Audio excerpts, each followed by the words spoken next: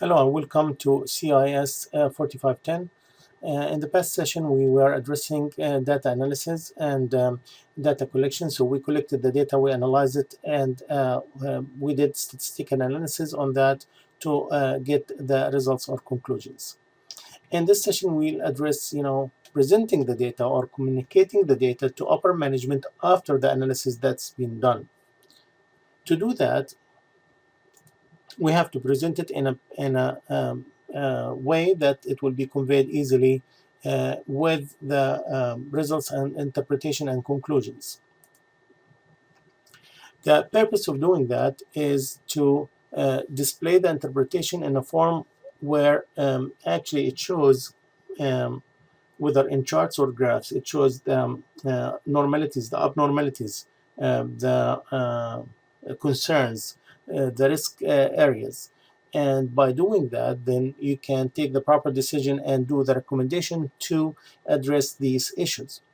You can do it through charts or graphs because that's the most efficient way to represent or to prepare or to convey the information that's been analyzed through the data. You will be collecting maybe thousands or millions of data points that will be hard for the upper management to display on a screen. So instead of displaying the Excel sheet that will have these thousands and millions of data points, it's easy to just represent that in a chart that will show the different period of times, maybe year one, year two, year three, and so on, or quarter one, quarter two from the year, where there is a problem and how that problem being interpreted and what is the source of the problem, then a recommendation on how to deal with it.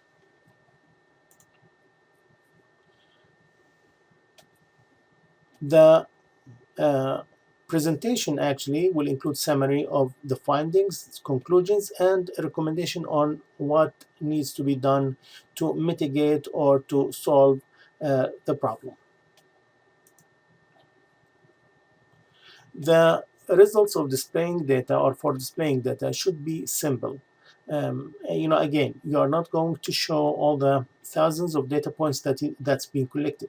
You are going to show the interpretation for the results through graphical or certain drawings or a table that will show the different interpretation for the data. It will show again, the normalities, abnormalities, and concerns, issues. It can be displayed also in a text, but as bullet points. So you are summarizing that in points that this is what I found and this is what we need to do. In every presentation, graph, or table or chart that's been used, it has to be clear, it has to be descriptive, and the titles has to be meaningful. You need to provide a narrative description of the highlights, the main headlines for the findings. And then you cannot compare variables with different scales of magnitude with each other and maybe confuse the audience of the relation if no relation exists. So you have to compare apple with apple, not apple with oranges. The narrative or textual form is composed of summary of the findings, direct quotation, and implication of the study that's been done. For the tables are used to present a clear and organized data. This is utilized for easy analysis and interpretation of data. Sometimes these tables will be a summary of the whole data. So these tables are not the whole data or the actual data. These tables will include maybe the mean, the mood, the median, the deviation from the normal, maybe the statistics about some of the issues that's been encountered, during the testing phase or during the implementation phase, the execution. So all these are even summary tables, not the tables. We're not talking about the tables of the actual data that's being collected. The graph is considered as a diagram that shows a series of one or more points. It could be also lines or line segment. It could be curves or areas.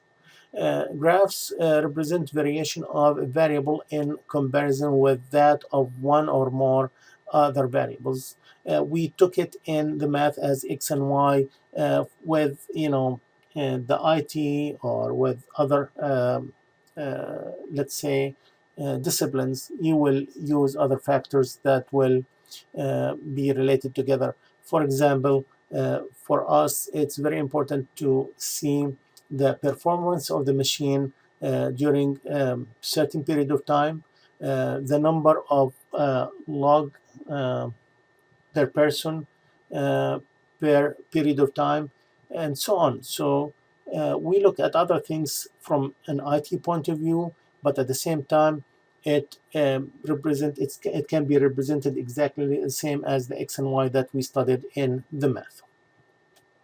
The bar chart that uses differently colored bars to represent different classes or categories. Usually the y-axis represents frequency while x-axis represents time or different classes or ranges or categories.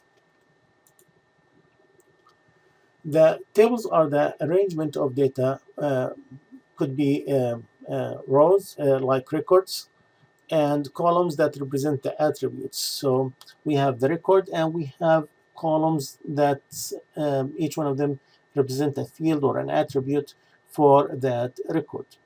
Each row and column should be labeled. Rows and columns with totals should be shown in the last row or in the right-hand column.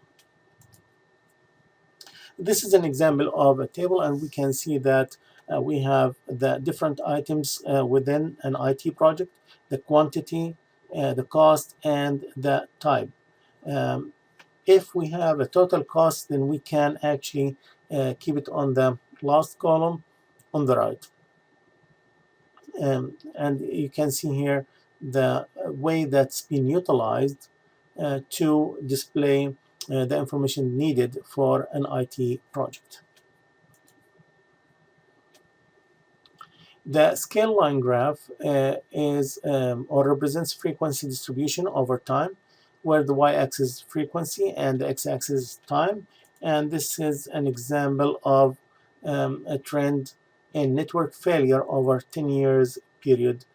And by presenting that for the upper management, we can tell them that, oh, there is a problem with the network.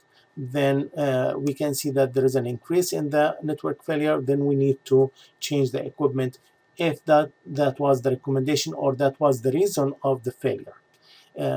With the explanation or with the interpretation of the graph, the interpretation will lead to the proper recommendation for the upper management to take the proper decision. This is a bar chart where it shows the frequencies over 11 months, and again, with these frequencies, we can look at the different reasons for these frequencies. If those are if they were failures or they were maybe cost or anything else, then we need to look at the reasons, interpret the results, and present it to the upper management to take the proper decision.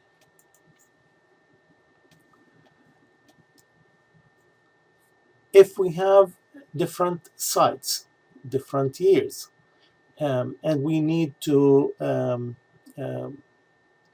put all these together, frequency, year, site 1, site 2, site 3, then we can classify them or categorize them in a way that can display the different site through the different years with different frequencies. And with that kind of clustering, it can show better for the upper management on what was the problem and which site had the most problems and how it can be addressed. The histograms is a representation of a frequency distribution by means of rectangles. Width of the bar or these bars represents class intervals, and height represent the corresponding frequency for that uh, interval. This is an example of a histogram, and you can see that we have less than 1, we have 5 to 9, and we have 10 to 13.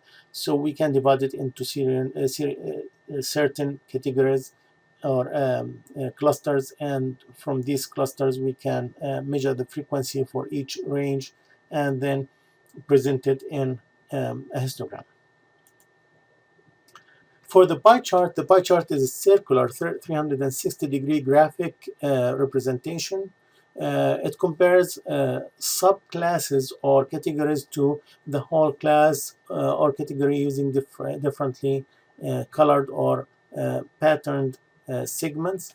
And this is an example where you can see that we have different technologies, and each technology has a certain percentage, so we will know which technology that's been used the most. Is it efficient? Do we need to replace it? Do we need to reduce it? All that.